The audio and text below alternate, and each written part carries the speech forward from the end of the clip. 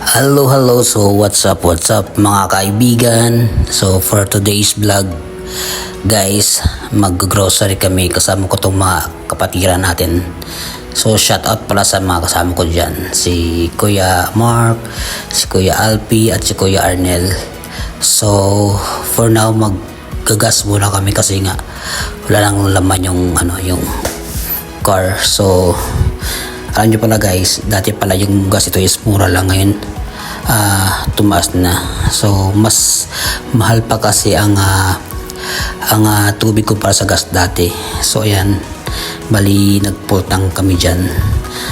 And then on our way na going to grocery mall. So medyo maano pa yung araw ngayon, matingkad, mainit pa kasi pahapon na. So yun guys, nasa daan na kami sa mga oras na ito.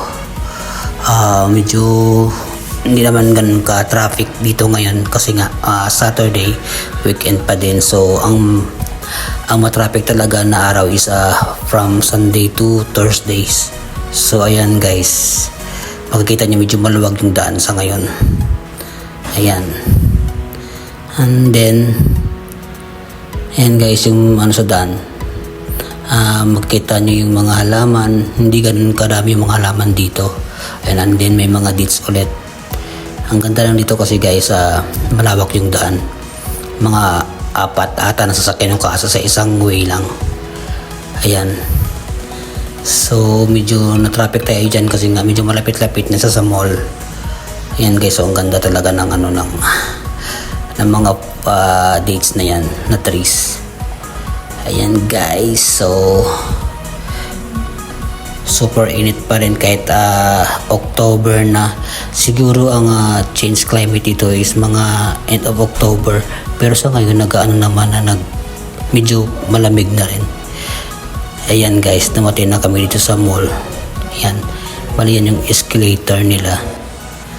Ayan guys, so far yung mga tao dyan di pa ganun kadami kasi nga medyo maaga pa lang. Ayan, so akat tayo sa first floor, doon kasi tayo mag-grocery. So ang pangalan ng grocery is Mark and Savor. So ayan, makikita nyo guys, maraming mga chocolates. Ayan guys, sa mga gustong bumili dito ng maramihan, pwede kayo kasi nga pwede nyo rin sa ipadala sa bagahe nyo or box nyo. And guys, grabe guys, napakamura compare sa ibang mall. Kaya kung alam itong itong lugar na to, punta na kayo mga kabayan. Ayun guys, so mga shampoo, mga lotion pala, saka kung ano pa, basta marami guys, marami kayo pagpipilian dyan. Mas maganda kasi may sasakyan kayo kasi mas marami kayong mabibiling mga items. Ayan guys, so sobra, ang dami talaga ng pagpipilian niyo. And then malawak naman siya kasi kaya, at saka iba-ibang section din ng mga saan kayo bibili. Ayan ulit, mga pabango yan guys, ang dami, sobra. Mamimili din kayo dyan, marami dyan mga branded like Adidas, mga sa babae meron din naman ng Victoria's Secret, basta at kung ano-ano pa. Kayo na lang mamimili at magsasawa. And then may nakita pala ako guys na tent. Alam nyo guys, sa Pilipinas mahal ang tent, so baka next time makakabili na ako dito kasi super mura lang talaga siya.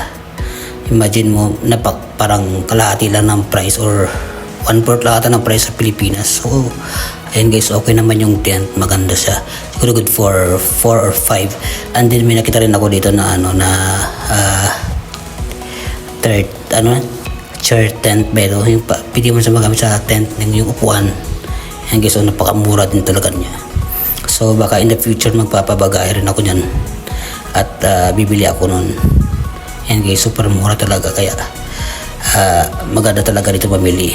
Yan, may mga sapatos din sila dito, although hindi sa branded, pero okay siya guys, maganda, affordable, at although siya mura lang, pwede na rin pang gamit-gamit.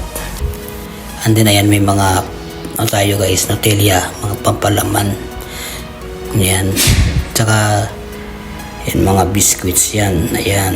Yan talaga yung maganda rin ipabagay. Tsaka yung mga Pringles. So, ayan. So, dito naman tayo ngayon sa mga, sa mga wallet. So, bali, namimili kami dyan kasi may mga wallet dyan na sobrang mura lang talaga. So, bali, kumuha lang kami dyan ng maliliit na, na wallet kasi nga, ipamimigay dito namin sa, sa mga kapatid natin. And then, dito naman tayo sa, sa electronics nila. Hindi, so maraming mga iPhone, tablet, cellphone. Ayan. Mura talaga. At saka, so yung mga iba nilang appliances. Ayan, may mga speaker, mga ref, fridge, mga ganyan, TV. Kung ano pa guys. Grabe talaga guys. Ang ganda dito at napakamura pa. Ayan guys, nandito na kami ngayon sa, sa counter. Bali, magbabayad na kami dyan ng pinamili namin. At saka kung makikita nyo guys, ang dami pinamili ng kapatid natin yan kasi magpapadala sa Pilipinas, papabaksa. So far, pauwi na tayo at that moment. So, susunod na naman natin mga vlog mga kaibigan. See you soon. Bye for now. Thank you for watching. Have a great day. Bye.